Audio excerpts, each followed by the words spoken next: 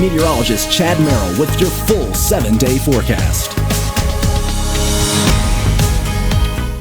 For those who can't wait for winter to come back, David sent this picture. He was in the Fayette Tribune. This was Monday, January 23rd, 1984. He was out trying to make money shoveling snow. This is the way winters used to be in Fayette County. Today, though, temperatures got well into the 70s. The high was 72, the record 75, set back in 2022. Now we are tracking a couple of showers that are starting to press into southwestern Virginia. The bulk of the rain, though, is still across the Tennessee Valley. This system promises to bring us a steady light rain as we go through tomorrow.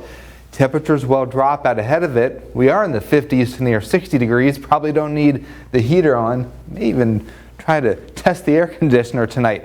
The few drops will arrive by daybreak tomorrow. So when you wake up to go to work or school, just intermittent windshield wipers. After that system exits, Thursday we start out with fog. We end the day dry, and then we have more rain on tap. That is Friday night into the first part of the weekend, because of course we have usually gone by the 20% rule, where 20% of the weekends have been dry. So yeah, this follows that same stat as we get rain in here on Saturday. Behind it, we have a cooler shot of air on Sunday, but I guarantee we warm it up next week.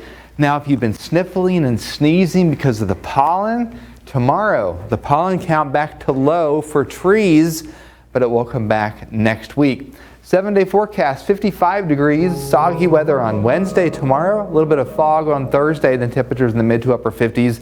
There's the rain for the first part of the weekend. We spring forward Sunday morning, so the sun will set at 7:35 p.m. on Sunday, and then increasing amounts of pollen Monday and Tuesday. Now, I'm going to talk about soon, once we get back to the desk, stratospheric warming events. Not all of them are created equal. We had one back in 2016, and it was in the early part of the month. And look at that, we had a temperature spike, and it's pretty much stayed warm the entire month, had a little roller coaster ride at the end.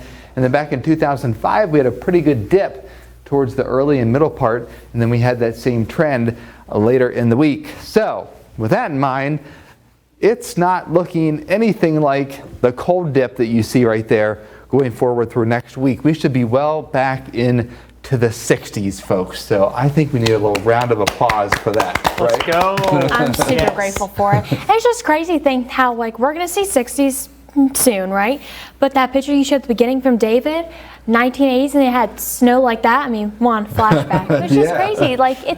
It is a long time, but it's not at the same time to see how much things drastically change weather-wise. Absolutely, it's crazy. It's a bunch of snow and then 60s, and that's normal. Normal, exactly. Oh. Whoa, don't break the desk, Tiger. Not that strong.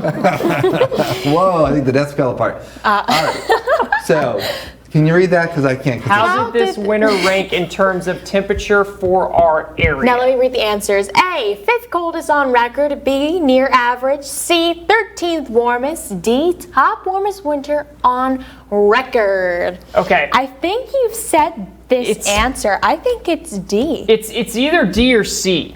It's definitely either the top warmest winter on record or the 13th warmest. Okay, it's the 13th warmest. I can't believe I lost. I thought it had to be, so that makes sense. Yeah, Beckley, we had the Beckley had its 13th warmest winter on record. Bluefield had its 37th warmest winter out of 115 winters on record. Wow. So that's pretty gnarly. Yeah, Any way you spin it, that's really a little rough, huh? Hard to believe considering we had that week during Martin Luther King Day where we were freezing. Yeah. That's about the only week we had But cold that's weather. about it. I mean, yeah, that was our biggest storm. It was late, we're not late, but mid-January. Yeah, mid-January, exactly. And I mean, we've had cold temperatures and snow and stuff like that. That's the only blockbuster horrible time that I can recall last winter. Yeah, exactly. And that was some decent snow then too, but it wasn't over and over snow each and every week. Because I remember growing up, we've had horrible winters and stuff in West Virginia, and it seems like in the past decade, it's not really been too horrible, Yeah. Which I'm grateful for, but still.